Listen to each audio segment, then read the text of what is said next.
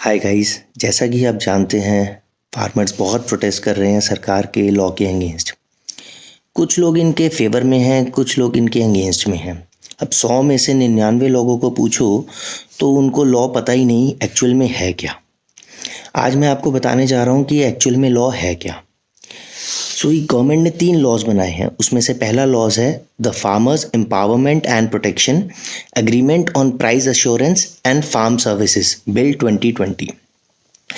If you look at the words empowerment, protection, agreement, it is completely suggesting that it is to do with protecting farmers' interests through legal agreement. Now the question is protecting from what? अब इसमें 2 part हैं, price assurance and farm services. Now we talk about price assurance. Supposingly आप farmer हैं and मैं corporate हूँ and मुझे आपके product खरीदने हैं लाइक दाल, चावल, गेहूँ, सब्जी एक्सेट्रा। उसके लिए मुझे आपसे एक लीगल एग्रीमेंट साइन करना पड़ेगा। अब सरकार के हिसाब से ये फार्मर के इंटरेस्ट के लिए है ताकि उसे कोई चीट ना कर सके। जैसे कि मैंने आपसे एग्रीमेंट कर लिया कि मैंने आपकी फसल के भाव इस भाव में खरीदूंगा, मैं आपकी फसल इस भाव में खरीदूंगा, बट लेने के टाइम पे मैंने कहा कि ये तो उस क्वालिटी की है ही नहीं जैसी मुझे चाहिए थी, तो आपको इस एग्रीमेंट से प्रोटेक्शन मिलेगा। This is price assurance. Now the second part is farm services.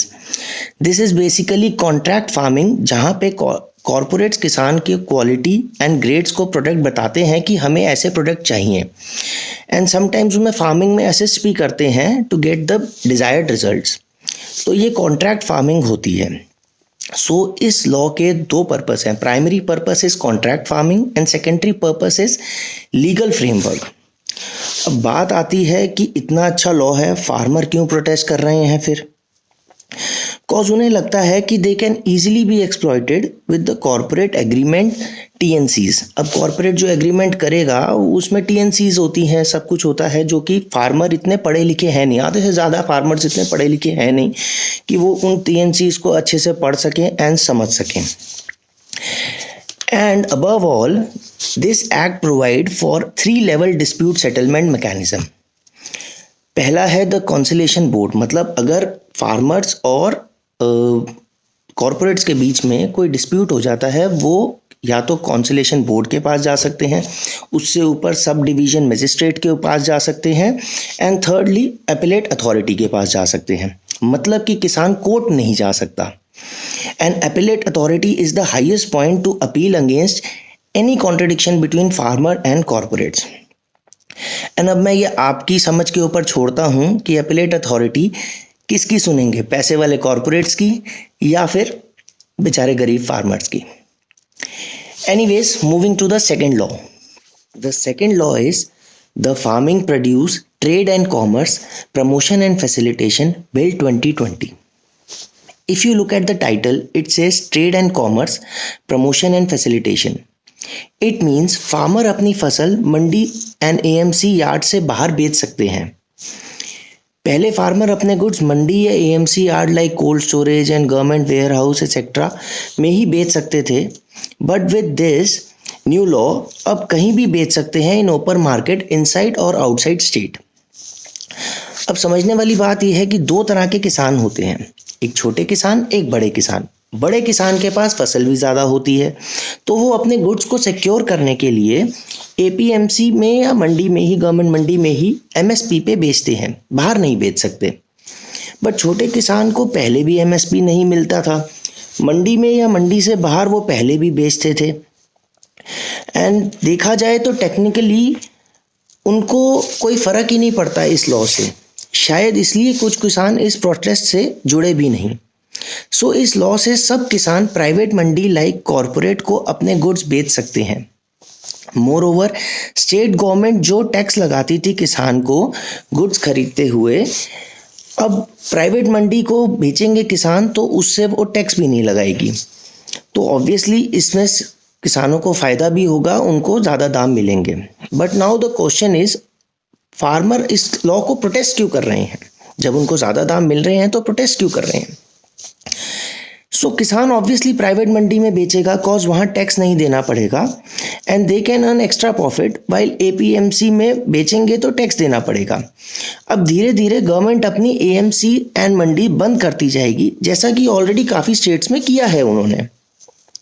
And all the business will shift to corporate hand.